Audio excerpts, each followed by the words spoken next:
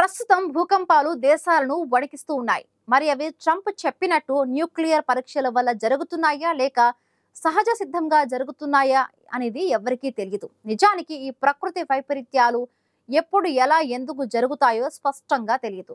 వాటిని కనిపెట్టే పరికరాలు ఇంకా మానవాళికి అందుబాటులోకి రాలేదు. వీటి రాకను కనిపెట్టే సాంకేతికతలను అభివృద్ధి పరిచే ప్రయోగాలు దశాబ్దాలుగా జరుగుతూ ఉన్నాయి. కానీ ఇంకా ఆ దిశగా ఏ ఫలితాలు రాలేదు. కానీ వైపరీత్యాల రాకను జంతువులు పక్షులు పసిగడుతూ ఉన్నాయి.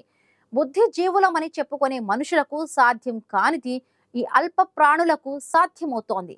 ఎలా అవి భూకంపాలు తుఫాన్లు సునామీలను ముందే పసిగడుతూ ఉన్నాయి?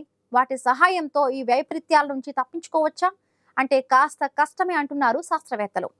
చరిత్రలోకి చేరిన ప్రకృతి ప్రకోపాలను చూస్తే 2004లో ఇండోనేషియా దగ్గర సముద్ర గర్భంలో 9.1 తీవ్రతతో వచ్చిన భూకంపం గురించి చెప్పుకోవాలి.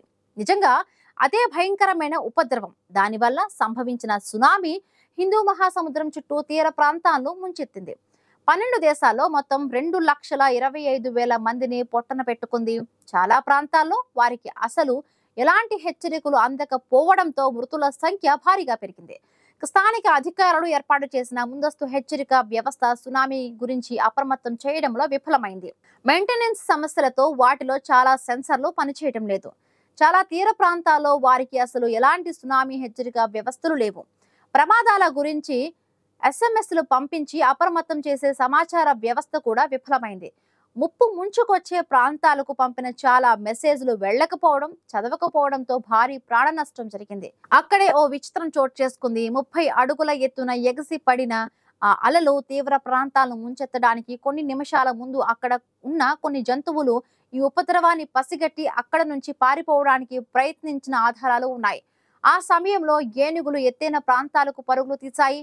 ఫ్లెమింగోలు తక్కువ ఎత్తులో ఉన్న గూళ్లు వదిలి ఆకాశంలోకి ఎగిరాయి. కుక్కలు బయటకు వెళ్లడానికి మొరాయించాయి. ఈ విషయాన్ని ఆనాటి ప్రత్యక్ష సాక్షులు నిర్ధారించారు. అదే సమయంలో సముద్ర తీరంలో ఉన్న ఒక గేదెల మంద హఠాత్తుగా తమ చెవులు రెక్కరించిందని, సముద్రం వైపు చూసి సునామీ తీరాన్ని ముంచెత్తే కొన్ని నిమిషాల ముందు దగ్గరే ఉన్న ఓ కొండపైకి పరుగులు తీసిందని థాయిలాండ్లోని బాంకాయ్ గ్రామస్తులు చెప్పారు. ఆవులు, మేకలు, పిల్లులు, పక్షులు లాంటి జీవులు భూకంపం రాగానే సునామీకి ముందు సముద్రానికి దూరంగా పరుగులు తీయడం తాము చూశామని కొందరు బాధితులు తెలిపారు. జంతువులతో పాటే పరుగులు తీసిన వారిలో చాలా మంది తమ ప్రాణాలు కాపాడుకున్నారు. 2010లో సమత్రా దగ్గర వచ్చిన సునామీపై జరిపిన పరిశోధనలోనూ ఇలాంటి విచిత్ర ఘటనలే కనిపించినట్లుగా సమాచారం. ఆ సునామీలో మెంటవాయ్ దీవుల్లో 500 మంది చనిపోయారు. ఇక్కడ కూడా ఏనుగులు సహా కొన్ని జంతువులు సునామీ గురించి ముందే గుర్తించినట్టుగా స్పందించాయి. కొన్ని రోజుల క్రితం సముద్రంలో విడుదల చేసిన ఒక తాబేలు టోంగాలో అగ్నిపర్వతం పేలడానికి 2 రోజుల ముందు తిరిగి తీరానికి చేరుకున్నట్లుగా కూడా పరిశోధకులు గుర్తించారు. ప్రపంచ వ్యాప్తంగా ముప్పు పొంచి ఉన్న దాదాపు 100 దేశాల్లో ఎక్కడ చూసినా చాలా ప్రాంతాల్లో ముందస్తు హెచ్చరిక వ్యవస్థలు లేవు. ప్రజలను అప్రమత్తం చేయడానికి హెచ్చరిక వ్యవస్థలు ఏర్పాటు చేయాలని ప్రపంచ వాతావరణ సంస్థ 2017లో సూచించింది.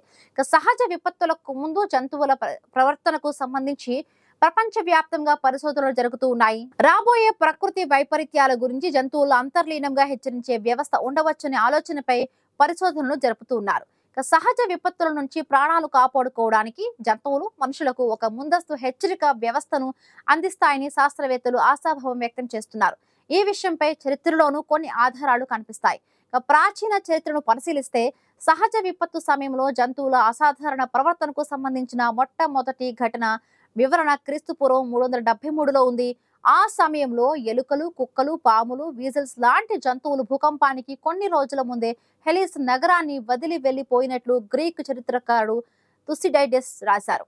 చరిత్రలో ఇలాంటి మిగతా ఘటనలు చూస్తే 1805లో నేపుల్స్ భూకంపానికి ముందు ఎద్దులు, గొర్రెలు, కుక్కలు, బాతులు ఒక్కసారిగా అందరినీ అప్రమత్తం చేస్తున్నట్టు అరవడం మొదలు పెట్టాయని చెప్పారు. ఇక 1906లో శాన్ ఫ్రాన్సిస్కో భూకంపానికి ముందు గుర్రాలన్నీ భయంతో తాళ్లు తెంచుకొని పారిపోయినట్లుగా రాశారు. అత్యాధునిక సాంకేతికత సహాయంతో చాలా ప్రకృతి వైపరీత్యాల ముందే గుర్తించడం కష్టం. ఉదాహరణకు భూకంపాల సమయంలో భూకంప సెన్సర్లు భూమి నిజంగా కుదుపులకు గురైనప్పుడు మాత్రమే కదులుతాయి. కానీ భూకంపం గురించి నమ్మకంగా అంచనా వేయటానికి ముందస్తు సంకేతాలు అవసరమవుతాయి. తీవ్ర భూకంపాలు వచ్చే ముందు స్థిరమైన సంకేతాలు ఇచ్చేలా శాస్త్రవేత్తలు ఇప్పటి వరకు ఎలాంటి సంకేతాలను కనుగొనలేదు. అందుకే అవి వచ్చే ముందు జంతువుల ప్రవర్తన లాంటి వాటిని హెచ్చరిక వ్యవస్థలుగా పరిగణించారని కొందరు శాస్త్రవేత్తలు భావిస్తున్నారు. అప్పటికి ఇప్పటికీ పోల్చుకుంటే అత్యాధునిక సాంకేతికతలు అందుబాటులోకి వచ్చినప్పటికీ భూకంపాలు సహా చాలా సహజ విపత్తులను సరిగ్గా అంచనా వేయలేకపోతున్నాం. పసిఫిక్ లాంటి వలస వెళ్లే పక్షులు మహాసముద్రంలో తెచ్చే తుఫాన్లు, తీర ప్రమాదాలను, ఇతర ప్రమాదాలను తప్పించుకుంటాయి. అలాగే భూకంప కేంద్రానికి ఆ జంతువులు ఎంత దగ్గరగా ఉంటే అంత త్వరగా అవి గుర్తించడం జరుగుతోంది. దానికి సంబంధించిన అధ్యయనంలో భాగంగా సిసిలీలోని మౌంట్ ఎట్నా అగ్నిపర్వతం వాలులో ఉన్న మేకలకు ట్యాగింగ్ చేశారు. ఈ ఎట్నా పర్వతంలో పేలుళ్లకు ముందే అవి వాటిని గుర్తిస్తున్నట్టు అందులో తేలింది. జంతువుల కదలికలను బయోలాగింగ్ చేయడానికి పెరూలోని యాండిస్ పర్వతాలపై ఉండే జంతువులకు కెమెరాలు బిగించారు. 2011లో 7.0 తీవ్రతతో కాంటనామా భూకంపం అదే సమయంలో వచ్చింది. దాంతో ఈ కెమెరాలు రికార్డు చేసిన జంతువుల సంఖ్య ఆ భూకంపానికి 23 రోజుల ముందు నుంచే తగ్గడం మొదలైంది. అంటే అవి 3 వారాల ముందే పసిగట్టాయని గుర్తించారు. ఈ ప్రకంపనలకు 8 రోజుల ముందు వాటి సంఖ్య వేగంగా తగ్గిపోయింది. ముఖ్యంగా 10, 6, 5, 3, 2 రోజుల్లో భూకంపం వచ్చిన రోజు కూడా అక్కడ ఒక్క జంతువు కదలిక కూడా రికార్డు కాలేదు. అంటే అన్ని అక్కడ నుండి పారిపోయాయన్నమాట. మరొక వైపు 2001లో భారత్లో 7.7 తీవ్రతతో వచ్చిన గుజరాత్ భూకంపానికి కొన్ని రోజుల ముందు భూకంప కేంద్రంగా భావిస్తున్న ప్రాంతానికి చుట్టూ 100 చదరపు కిలోమీటర్లకు పైగా కార్బన్ మోనాక్సైడ్ స్థాయి విపరీతంగా పెరిగినట్టు శాటిలైట్లు గుర్తించాయి. భూకంపం పీడనం పెరిగే కొద్దీ రాతి పొరలో ఒత్తిడి తీవ్రం కావటం వల్ల భూమిలో నుంచి కార్బన్ మోనాక్సైడ్ గ్యాస్ బలవంతంగా బయటకు వచ్చి ఉండవచ్చని శాస్త్రవేత్తలు భావిస్తున్నారు. అయితే జంతువుల్లో సహజ సిద్ధంగా తమ ప్రాణాలు కాపాడుకోవడానికి సహజంగా ముంచుకొచ్చే ప్రమాదాలు సంకేతాలను చదవగలిగేలా ఇంద్రియ జ్ఞానం ఏర్పడి ఉంటుందని భావిస్తున్నారు. భూకంపానికి 2 వారాల ముందే ప్రతి 2-3 నిమిషాలకు స్థానిక వాతావరణంలోని విద్యుత్ ఆవేశాల్లో వచ్చిన బలమైన అలజడులు జంతువుల ప్రవర్తనలో మార్పులు ప్రేరేపించగలదు అనడానికి ఈ ప్రయోగం ఆధారాలను సృష్టించింది. భూకంపానికి ముందు వాతావరణంలో ఏర్పడే ఈ విద్యుత్ అయస్కాంత అలజడుల వల్లే జంతువులు వాటిని ముందే పసిగట్టగలుగుతున్నాయా అనే విషయంలో శాస్త్రవేత్తలు ఇప్పుడు పరిశోధనలు చేస్తున్నారు. భూకంపాలు వచ్చే ముందు లోతుల్లో ఉండే రాతి పొరల్లో తీవ్రమైన పీడనం ఏర్పడుతుంది. ఈ ఒత్తిడిలు పాజిటివ్ హోల్స్ అనే విద్యుత్ ఆవేశాలను సృష్టిస్తాయి. తీవ్ర కదలికలో ఉండే ఈ విద్యుత్ ఆవేశాలు లోపల రాతి పొర నుంచి భూమి ఉపరితలానికి చాలా వేగంగా ప్రవహిస్తాయి. అక్కడ అవి పైన గాలి అణువులను అయనీకరణం చేస్తాయి.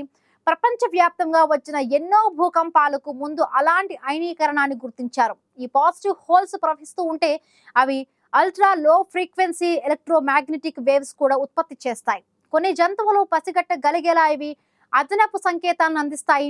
అయితే ఇవన్నీ శాస్త్రీయంగా ఆధారాలతో రుజువు కావాలి. అప్పుడే వాటికి సైన్స్ పరంగా మద్దతు లభిస్తుంది. సహజ విపత్తులను అంచనా వేయడానికి జంతువులను ముందస్తు హెచ్చరికల వ్యవస్థలుగా భావించడం సరైనదేనని నిపుణులందరూ భావించడం లేదు. అవి మనకు సహాయం చేసినప్పటికీ విపత్తులను గుర్తించడానికి జంతువుల కదలికలు గుర్తిస్తే మాత్రమే సరిపోదు. ప్రజలు వీటి గురించి పూర్తిగా ఒక అంచనాకు రావడానికి ముందస్తు హెచ్చరికల సంకేతాల కలయిక మీద ఆధారపడవలసి ఉంటుంది. మానవాళి ఎంతగా ఎదిగినా జంతువులను అర్థం చేసుకోలేకపోతున్నారు. అందుకే అవి చేసే హెచ్చరికలను అందుకోలేకపోతున్నారు. ఈ విషయంపై నిశ్చితంగా దృష్టి పెట్టాల్సిన సమయం వచ్చేసిందని అంటున్నారు నిపుణులు.